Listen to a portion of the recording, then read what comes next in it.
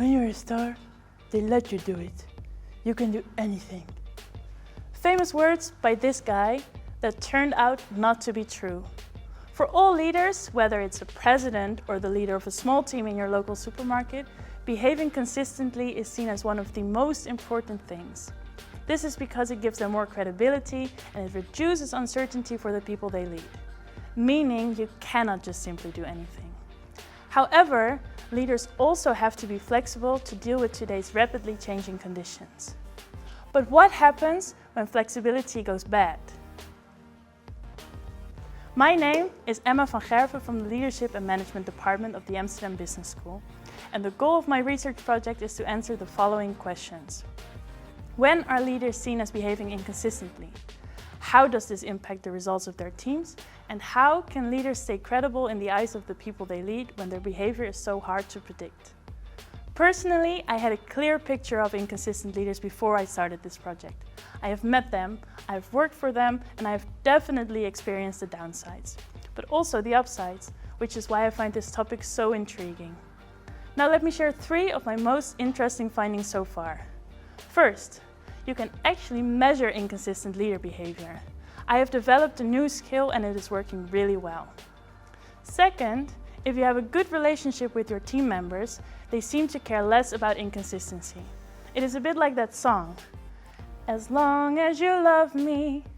Third, when leaders suddenly change their behavior to get closer to their team or followers, this inconsistency can have a positive effect. Look at Hillary Clinton, for example. She became much more popular when she started writing very simple messages on Twitter, in addition to the more complex language in her speeches. And there's so much more to learn about. Recent findings suggest that inconsistent behavior is a way to show how powerful you are. It is the ultimate way of showing that the rules do not apply to you. The unpredictability can evoke just enough anxiety to stay on top. This might explain how Trump was able to become one of the most powerful people on this planet. Was he right for saying, we have to be unpredictable and we have to be unpredictable starting now? It's about time to find out. Thank you for listening.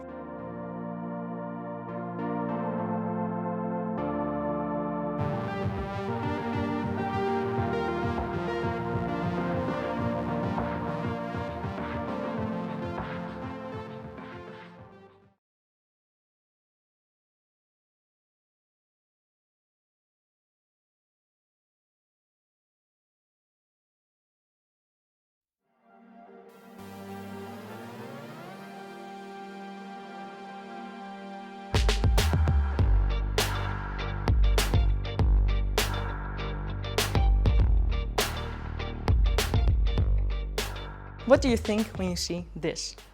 This is a silicon solar panel, which is the most common solar panel on the market. Personally, I find them dull, heavy and bulky, and they're laborious. They're difficult to make. However, according to the Paris Climate Agreement, the Netherlands needs to have a CO2-neutral electricity net by 2050, and we will need solar panels to achieve this. What if we could replace silicon with a material that's more flexible, that's easier to integrate into landscapes, and that's cheaper to make? My name is Susan, and I research new materials to harvest solar energy. The materials I work on are called perovskites. They are a type of crystal that can be made to have a wide range of colors and look impressive due to their bright luminescence. They are easy and cheap to make, and they're flexible. They can be coated on curved surfaces. In my field, this is a popular material and research is moving fast. Other researchers have shown that it is possible to make perovskite solar cells that are transparent and colored. They could be seamlessly integrated into architecture or even fashion by replacing windows or fabrics with solar cells. However, perovskites come with their own problems.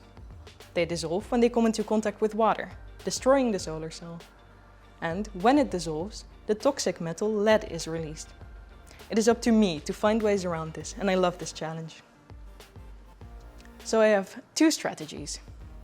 The first is to replace the toxic lead with different atoms to make the material more stable and less toxic. However, this is easier said than done, because mostly this makes the solar cells less efficient and more expensive to make. The second strategy is to take the original perovskite, which is soluble in water and that's toxic, and make tiny crystals out of this. When I then cover these tiny crystals with a thin layer of glass, the material is protected against water and we are protected against the lead. Here I am in the lab. In my hand, I have a tube containing perovskites in a thin layer of glass. When I add water to the perovskites, nothing changes. They are well protected by the glass layer, which you can see because the bright luminescence is still present. Hopefully, my two strategies will allow this fashionable material to contribute immensely to the goals set by the Paris Climate Agreement. Thank you.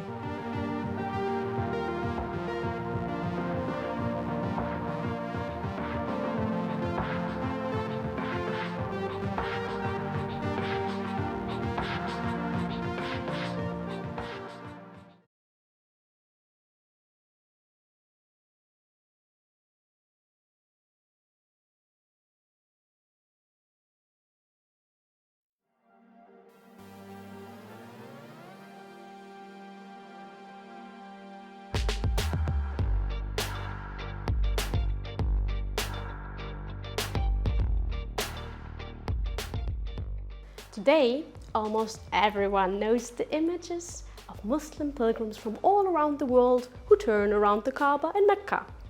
Can you actually imagine that only 100 years ago such images of Mecca were still in existence? Well, let me invite you to embark on a time machine journey with me. We are in 1880. Mecca was photographed for the very first time.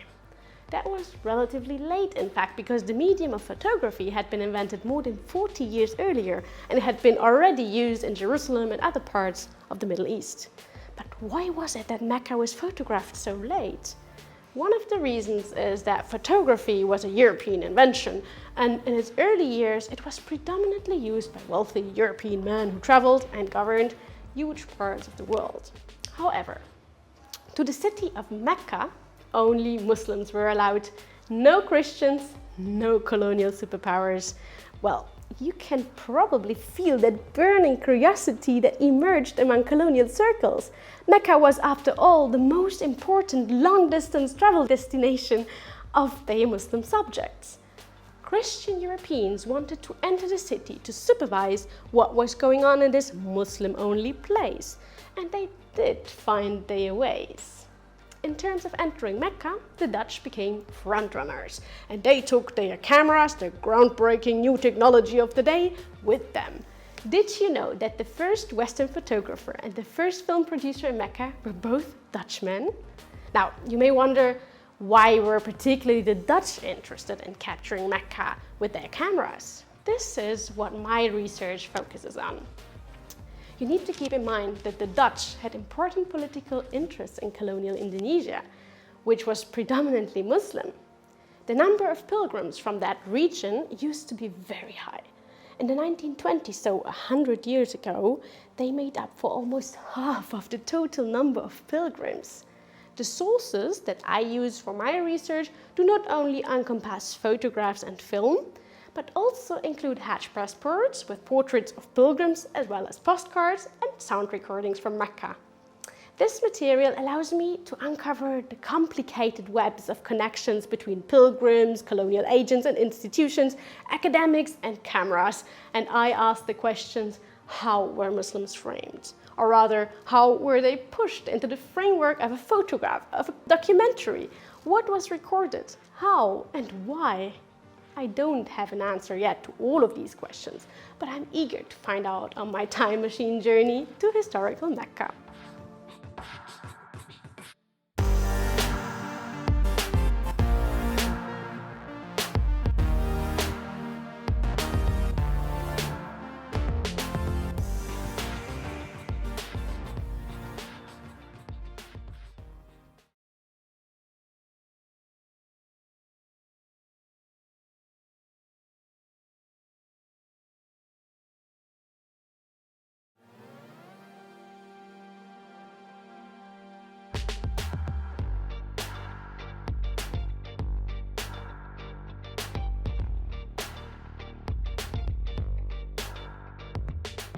We all know that online platforms such as Uber, Amazon, or Airbnb facilitate a large number of economic transactions.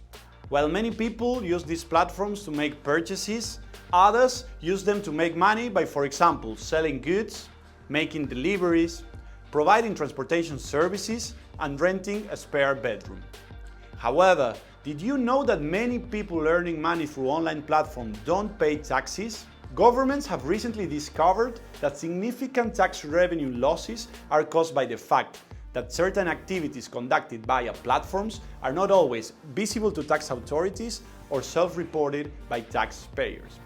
This is especially the case of sellers using foreign platforms. Imagine, for instance, the case of Bob, a language professor living in Amsterdam. Next to his primary job, Bob offers Dutch lessons to African students via teaching.com, an online platform based in the US. Through this part-time activity, Bob earns more than 6,000 euros every month. Let's assume that this income is taxable in the Netherlands. If Bob avoids reporting these 6,000 euros to the Dutch tax authorities, it is highly probable that they will never learn about it. Consequently, Bob will get away with tax evasion.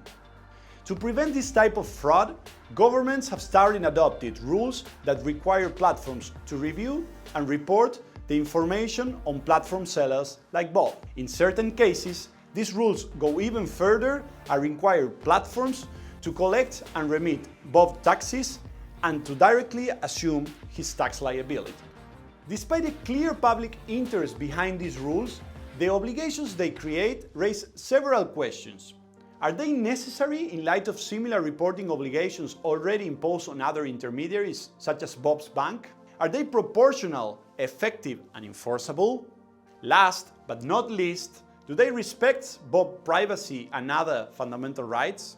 In my PhD project, I analyzed these and other issues in order to figure out whether, how, and under which conditions platforms should be subject to this type of obligations. But why is this so important? Ensuring that everyone pays their fair share of taxes is a key priority of governments, especially in the aftermath of COVID-19. However, achieving this goal should by no means justify measures that could potentially violate taxpayers' rights and hinder platform competitiveness and innovation. Scholars have not assessed this issue yet. Hence, research is required to fill such gap and ensure that the fight against tax evasion does not come at the expense of other equally important values.